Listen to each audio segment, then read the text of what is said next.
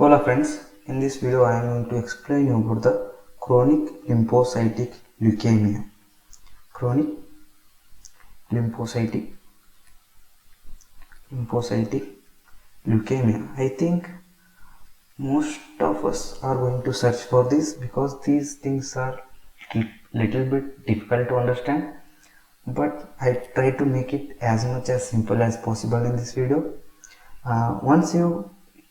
Once you are going to understand this image, then definitely you are going to remember it for or retain it for longer time. So what exactly the chronic lymphoblastic leukemia? And in this leukemia, the tumor or the blood is composed of monomorphic small B lymphocytes. So you are going to see the increased number of small B lymphocytes. That's it. So it's the basic criteria, or just you can tell me that it's a definition of chronic lymphocytic leukemia. And this slide is of peripheral blood smear, and I took this from Robbins, and I love this image because it is going to tell you so much. Okay, whenever you hear the word chronic lymphocytic leukemia and you see a peripheral smear slide, you need to search for these two things. As you can see here, these two are not exactly the cells. They are just you can feel that they are damaged cells. Of course they are damaged cells. What are these cells? These are the B cells, the small B cells which are malignant, the small B cells or the tumor cells itself, and they become fragile.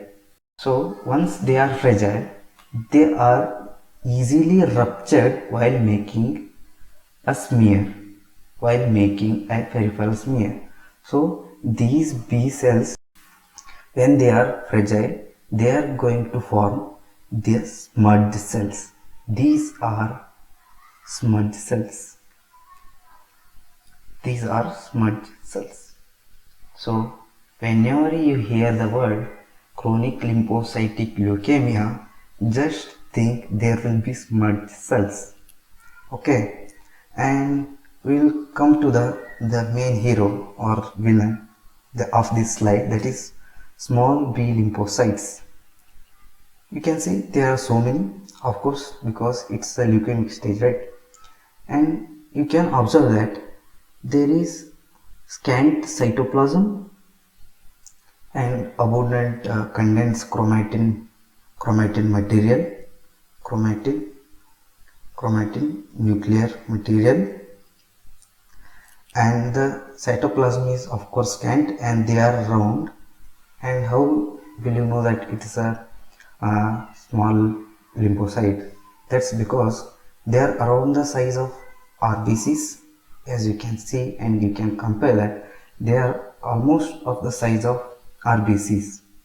Okay, what are you going to see? You are going to see a smudged cells, the smudged cells here, and the small B lymphocytes. And this slide, as I said, I love this slide so much. Why? In chronic lymphoblastic leukemia, I will mention this is a small B cell. Okay, small B cell. Okay, in CLL there will be 10 to 15% of people or the patients will experience hemolytic anemia. So as a result of hemolytic anemia, you can see there are increased spirocytes. Here you can see the spirocyte. So if you observe carefully, you can clearly make a difference between the normal RBCs and the spirocytes. How do they look? How do the spirocytes look? They are more spherical in nature and they are hyperchromatic. As you can see, the normal RBCs are pale when compared to the spirocyte. And if you observe this side carefully, another one most beautiful thing you can see, that is nucleated RBC. This is the nucleus. Okay, why it is present?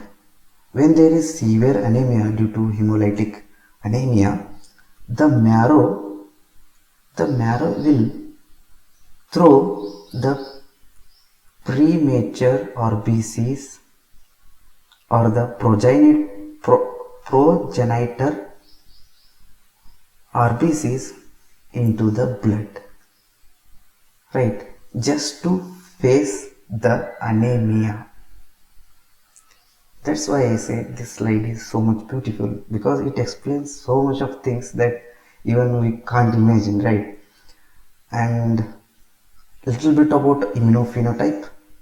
And this CLL expresses the pan B cell markers, that those are CD19 and CD20, and as well as it expresses CD23 and CD5. And genotype, as you can see, I used different type of colors just to make this look little awkward. Here you can see there will be trisomy of 12 and deletions of 11q or 13q, 17p or combined things.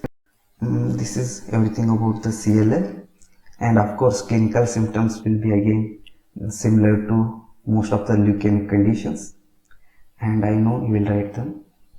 Okay, thanks for listening.